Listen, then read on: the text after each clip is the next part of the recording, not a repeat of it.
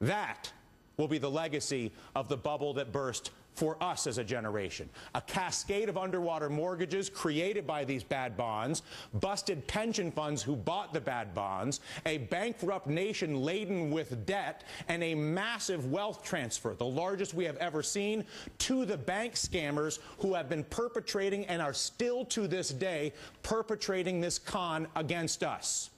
Reaction pouring in from people who have been calling this a scam from the start. Former New York Governor Eliot Spitzer, the so-called sheriff of Wall Street, saying this morning, this is a perfect example of why the big banks need to be broken up, because when you have banks playing so many sides, creating bonds, trading bonds, all this business, inevitably they will be betting against their own clients.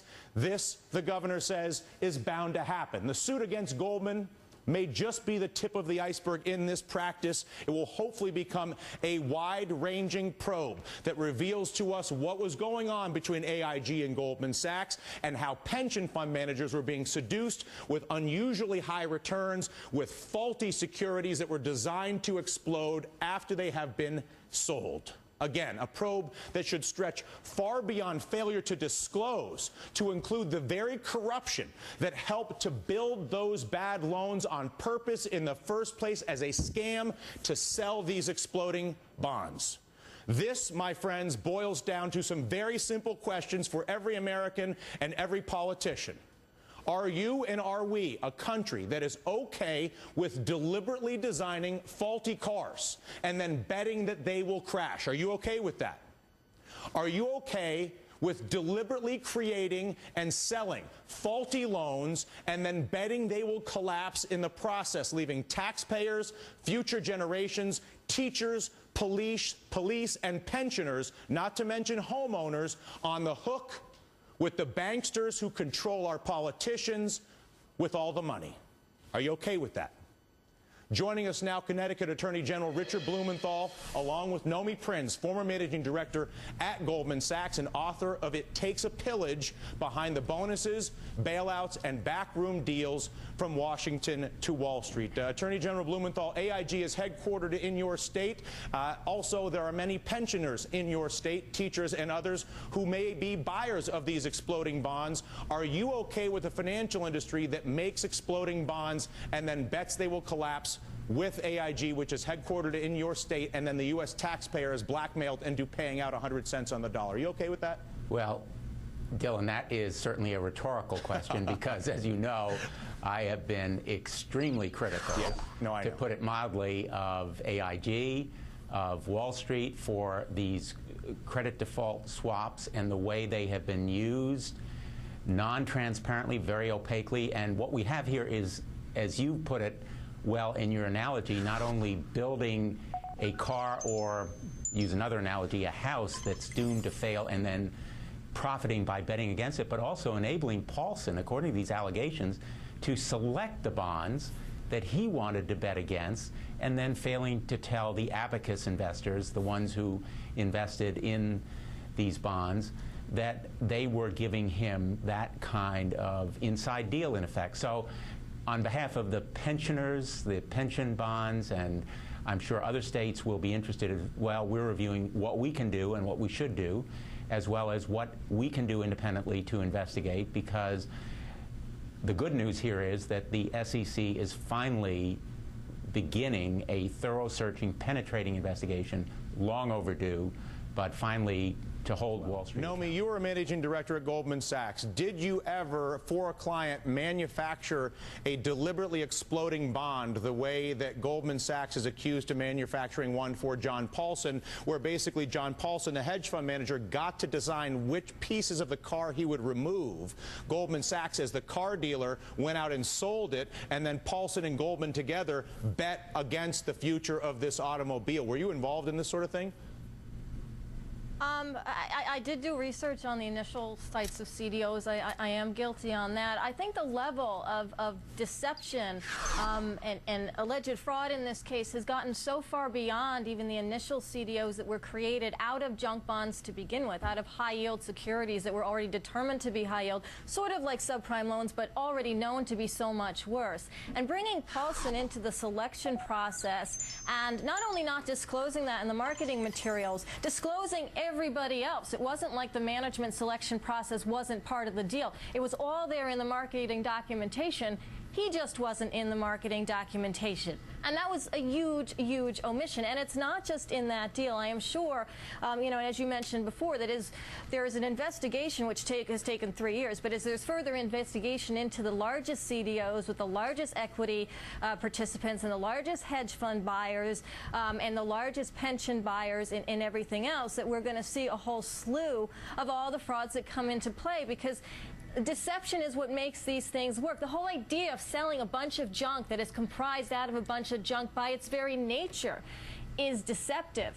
And Goldman, or any company, whether it's JP Morgan, who was involved in CDOs, or Merrill Lynch before it became part of Bank of America, all of those companies who are involved in the creation of these CDOs play all sides, as former Governor Spitzer mentioned in the comment that you ran.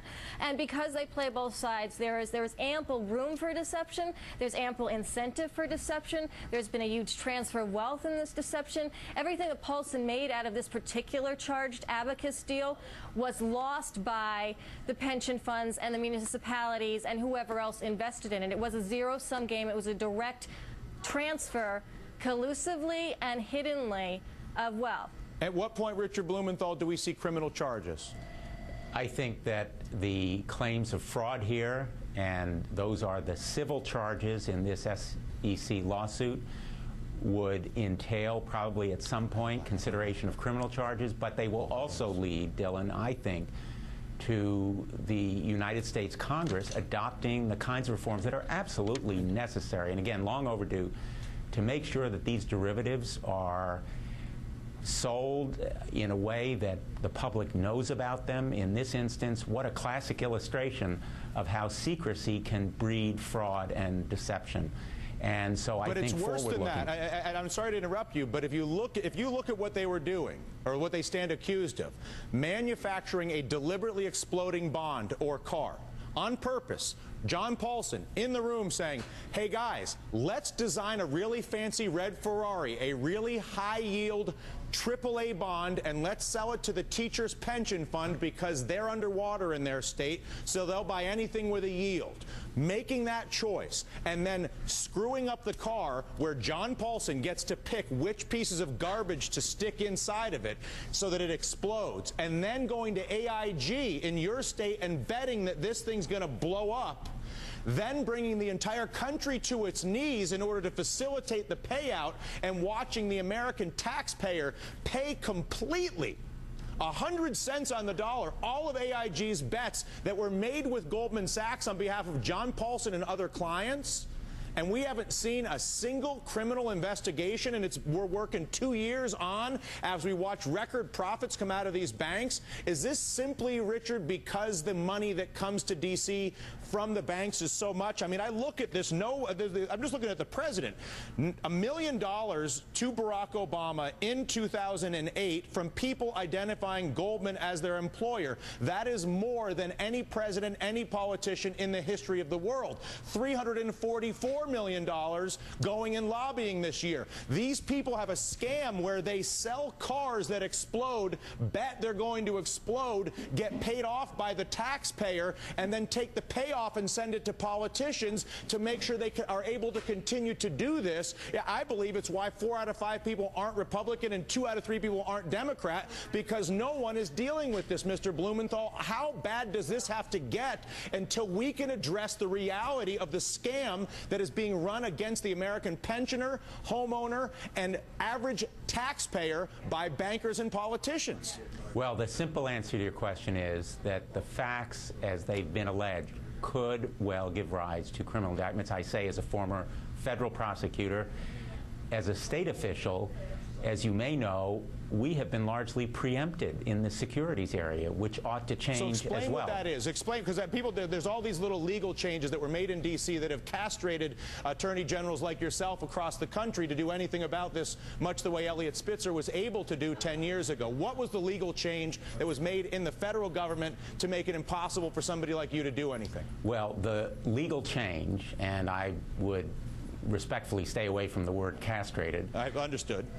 Would be to deprive us of authority and give it solely to federal agencies like the SEC on the theory that the federal law should be only enforced by those federal agencies, not by states, to create uniformity and a national approach.